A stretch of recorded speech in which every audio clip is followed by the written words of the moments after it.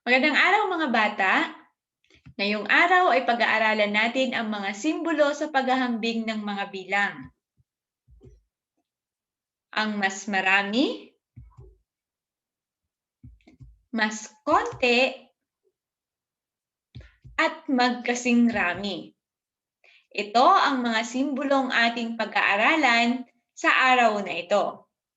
Gagamitin natin ito upang paghambingin ang dalawang bilang.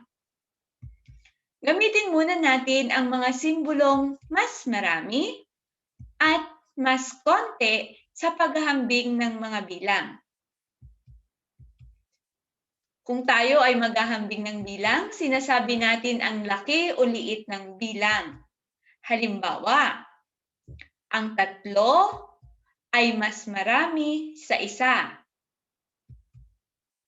Or, ang 4 ay mas konti sa 5. Kapag tayo ay naghahambing, yan yung mga katagang ating sinasabi. Mas marami o mas konti. Pero kapag isinulat yan ng mga batang katulad ninyo, alam ko na medyo matatagalan. Diba? Kaya naman, ituturo ko sa inyo yung magandang paraan upang lahat kayo ay maisusulat nyo ng wasto ang simbolo sa paghahambing o ang tamang sagot sa paghahambing. Para hindi kayo mahirapan, ang mga salitang yan ay aalisin na natin. Pero patuloy pa rin nating matututunan ang wastong paghahambing ng mga bilang. Alisin natin yung mga salitang yon kasi alam ko na mahihirapan kayo. Dahil love kayo ni teacher, ayaw ko kayong mahirapan. Diba? Kaya gusto ko makinig kayong mabuti upang maunawaan ninyo kung paano ninyo paghahambingin ang mga bilang sa madaling paraan. Eto, yung mga salitang nakita nyo dyan kanina, papalitan natin ng simbolo o sign. Ito, yung mga salitang ito, hindi na yan ang isusulat ninyo. Sa halip, ang isusulat ninyo ay yung madaling paraan kung paano ninyo mapaghahambing ang mga bilang. At iyon nga ay yung mga simbolong ipinakita ko sa inyo kanina. Yung mas marami at mas konting simbolo. Ito po yon. O, di ba? Mas madaling isulat ang simbolo kaysa yung mga pangalan nito. Ayan. So, ganito natin siya babasahin. Ang 3 ay mas marami sa 1. Ang 4 ay mas konti sa 5. Naunawaan niyo po ba? Mas madali, hindi ba? Okay, magpatuloy tayo sa ating pag-aaral. Yan. Sabihin nyo nga po ulit, mas marami. Ulitin nyo nga po, mas marami, mas konti. Yan, tandaan mga bata, ito ang simbolo ng mas marami. Ang mas marami ay tinatawag na greater than sa English. Pero kahit ano ang sabihin ninyo or itawag ninyo sa simbolo na yan, kahit Tagalog o kahit English, parehong tama. Pwede ninyong sabihin mas marami o kaya naman ay greater than. Basta tama ang inyong sulat ng simbolo, walang problema. Pareho yung tama. Ano ulit simbolo ito? Kung sinabi mo ay mas marami, tama ang iyong sagot. At kung sinabi mo ay greater than, tama din ang iyong sagot. Sabi ko nga kanina, pareho lang ang mas marami at greater than. So, walang maling sagot kung yun ang inyong sasabihin. Ang pagkakaiba lang, ang mas marami ay Tagalog term at ang English naman at ang greater than naman ay English. So, yun lang yung pagkakaiba.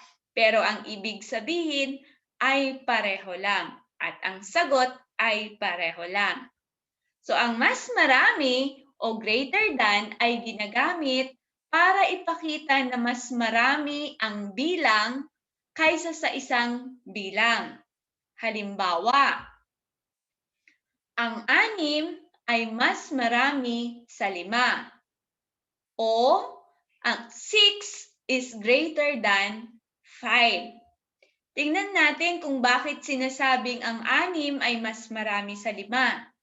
Magpapakita ako ng mga daliri at tingnan ninyo kung tama po na sinasabing ang 6 ay mas marami sa 5. Ayan. Nakita niyo po ba ang mga daliri? Aling mga daliri ang mas marami? Yung 6 ba? 6? O yung 5? Sige nga po, bilangin niyo nga po ang mga daliri na inyong nakikita. Aling daliri o aling mga daliri ang mas marami at alin naman ang mas konti? Nalaman mo na ba kung ano ang mas marami?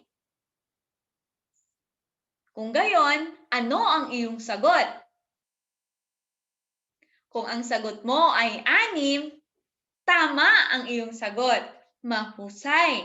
Mas marami ang 6 na daliri kaysa sa 5. Katulad ng ipinapakita ng daliri sa ating screen. So ang 6 na daliri ay mas marami sa 5. Naintindihan po ba? Kung gayon, natutuwa si teacher na malaman na nauunawaan mo yung simbolong aking ipinapakita sa inyo, yung simbolong aking itinuturo. Ngayon, sabihin nga ulit kung anong simbolo yung nasa gitna ng 6 na daliri at 5 daliri. Anong simbolo nga ulit yan? Kung ang sinabi mo ay mas marami, tama ang iyong sagot. At kung ang sinabi mo ay greater than, tama din ang iyong sagot. Mahusay. Sunod. Ito naman ang simbolo ng mas konti o less than. Ang mas konti at less than ay pareho lang din. Tinatawag na mas konti kung sa Tagalog at less than naman kung English. Ginagamit natin ito para ipakita na mas konti ang bilang kaysa sa isang bilang. Sinasabi natin ang ganito. Ang 2 ay mas konti sa 4. Or 2 is less than 4. Naunawaan po ba? Anong simbolo po ang ating ginamit sa paghahambing ng 2 at 4 na bilang? Kung ang sinabi mo ay mas konti, tama. Mas konti ang simbolo na ating ginamit o less than. Okay, kaya naman sinasabi natin na ang 2 ay mas konti sa 4 o sinasabi natin 2 is less than 4. Mahusay mga bata. Ngayon, ipapakita ko sa inyo yung mga daliri. Ayan. May daliri tayo, di ba? 2 daliri at 4 na daliri. 2 daliri ay mas konti sa 4 na daliri. Tama po ba yon? Itaas nyo nga po ang inyong mga daliri. Okay, 2 daliri sa kaliwa at 4 na daliri sa kanan. Alin ang mas konti? Kung ang sagot nyo ay 2 daliri, tama ang inyong sagot. Mahusay. Ang 2 daliri ay mas konti sa 4. Okay, ngayon, ipapakita ko naman sa inyo itong larawan o simbolong ito. Nakita nyo ba na pwede siyang magpalit-palit ng pwesto? Minsan, nasa mas marami siya. Minsan, nasa mas konti siya. Ayan. Tingnan po, kapag ang simbolo Ayan, kapag ang simbolo ganito. Tandaan po huwag malilito mga bata kasi minsan pwede siyang magpalit. Ayan, pwedeng ganito, pwedeng ganito. Mas marami, mas konti. Kapag, ganito tingnan si teacher. Kapag yung kanang kamay ninyo, itaas nga po ang kanang kamay. Nakataas na po ba ang inyong kanang kamay? Okay, gayahin po si teacher. Kapag ang inyong kanang kamay ay nakataas na ganito at ginaya ninyo si teacher, ibinuka ninyong ganyan ang inyong kamay, ang tawag sa simbolong yan ay mas marami o greater than. Kapag naman ang inyong kaliwang kamay ay nakataas at ibinuka ang mga daliri ng ganito, ang tawag naman dito ay less than o mas konti. Tandaan po huwag po kayong malilito. Ito po yung technique na aking ituturo kasi talaga magkakapalit yan ng pwesto. Ayan, tingnan nyo. Kanina doon siya nakaharap, ngayon dito na siya nakaharap. Ayan, nag-iba na siya ng position. Okay, nagpalit na siya ng pwesto pero yun pa rin yung symbol. Ganun pa din. So, maaaring kayo ay malito. So, para hindi kayo malilito, ganito yung ituturo ni teacher sa inyo. Ayan. Tatandaan ninyo na ang mas marami, malaki. Nakabuka. Okay? Nakabuka yung mas malaki. At tatandaan, ang mas malaki o mas marami ay merong dalawang dulo. Ayan, nakikita nyo ba? May dalawa siyang dulo. Isa sa taas at isa sa baba. Mas malaki yan o mas marami. Ibig sabihin, yung number na malapit dyan ay mas malaki. At kapag mas maliit naman yung number o bilang, isa lang yung end o dulo. Ayan, isa lang. Sarado siya, sarado. Okay? Kapag sarado, ibig sabihin, mas maliit lang yung bilang na katabi niya. Kapag malaki o nakabuka, malaking number ang kanyang katabi. At tatandaan, dalawa yung kanyang dulo. Yung dalawang dulo na yan ay katumbas ng dalawang tuldok. Dalawang tuldok or dot. Okay? Dalawang tuldok. Isa sa taas, isa sa baba. Tingnan kung paano gagawin yung tuldok na sinasabi ni teacher. Magbibigay ako ng halimbawa. Ayon, isang tuldok sa taas, isang tuldok sa baba. Sa tabi ng malaking number. Okay? At isang tuldok lang kapag mas maliit o mas konti ang bilang. Yan yung pagkakaiba. Huwag malilito po dalawang tuldok pag malaking bilang, isang tuldok kapag maliit na bilang. Tingnan natin. Bibigyan ko pa kayo ng halimbawa. Yan, meron tayong dalawang bilang sa ating screen. Nakikita niyo po ba? Kung ganon, ano ang mas malaking bilang? 6 o 4? Sige nga po, bilangin nyo nga. Alin ang mas malaking bilang o mas maraming bilang? Ang 6 ba o ang 4? Kung ang sagot ninyo ay 6, tama ang inyong sagot. Kung gayon, lagyan na natin ng dalawang tuldok ang tabi ng mas malaking bilang. Ayan, dalawang tuldok. At dahil ang 4 at ang mas konti, lagyan natin ng isang tuldok. Saka natin pagdudugtungin yung mga tuldok para makagawa tayo ng tamang simbolo. Ganito. Ayun. Anong simbolo ngayon ang inyong nakikita? Mas marami o mas konti? Kung ang sagot mo ay mas marami, tama ang iyong sagot. So, paano natin ito babasahin? Ganito. Ang 6 ay mas marami sa 4. Ganun po Ganun lang mga bata, madali lang. Basta tatandaan nyo po, kapag mas malaki yung bilang, 2 tuldok agad. At kapag mas konti yung bilang, 1 tuldok sa tabi. Tapos saka nyo lang idudugtong yung guhit. Okay, sunod. Paghambingin natin ulit itong 2 bilang na nakikita nyo sa inyong screen. 3 at 4. Hanapin nyo kung ano yung number na mas marami at alin yung mas konti. Kapag mas marami, 2 tuldok. Kapag mas konti, 1 tuldok. Aling number ang lalagyan natin ng 2 tuldok? Kung ang sagot nyo ay 4, tama ang inyong sagot. Lagyan na natin ng tuldok. Ayon. At kung ang number 3 ang mas konti, lagyan natin ng 1 tuldok. Saka natin pagdugtungin yung mga tuldok para makagawa tayo ng tamang simbolo. Ngayon, anong simbolo ang inyong nakikita? Kung ang sagot ninyo ay mas konti or less than, tama ang inyong sagot.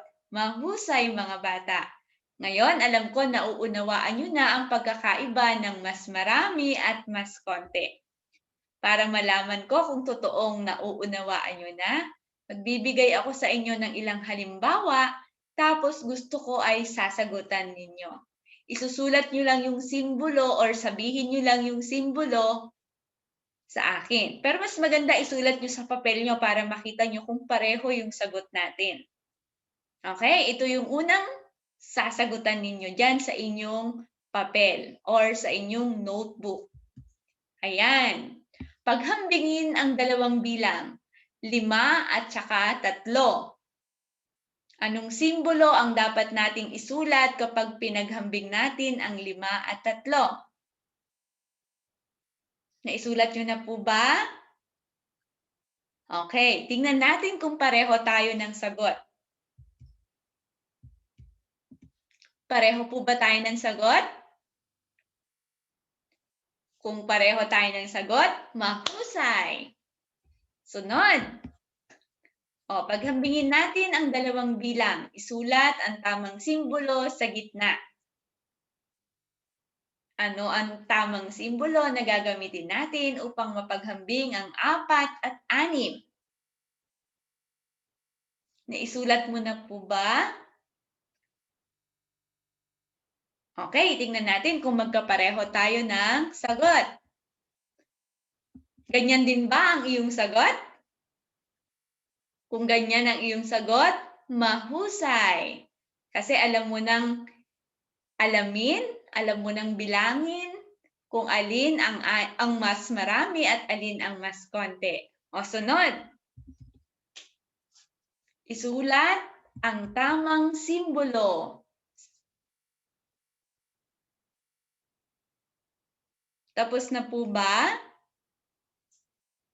Okay, tingnan natin kung pareho ulit tayo ng sagot. Ganyan din ba ang iyong sagot? Ang 2 ay mas marami sa 0. Okay, very good. Sunod at huling halimbawa. Paghambingin ang 3 at 1. Sulat ang iyong sagot sa gitna. Anong tamang simbolo ang ating ilalagay? Tapos na po ba? Okay, tingnan natin kung magkapareho ulit tayo ng sagot. Ganyan din ba ang iyong sagot? Kung ganyan ang iyong sagot, mahusay. Ngayon, nauunawaan mo na ang ating aralin. Pero, paano naman kung ang mga bilang ay magkapareho? Halimbawa ay ito. 3, 3. 3 tapos 3. Ano naman ang simbolong ating gagamitin kapag ang mga bilang ay pareho? Tingnan nyo.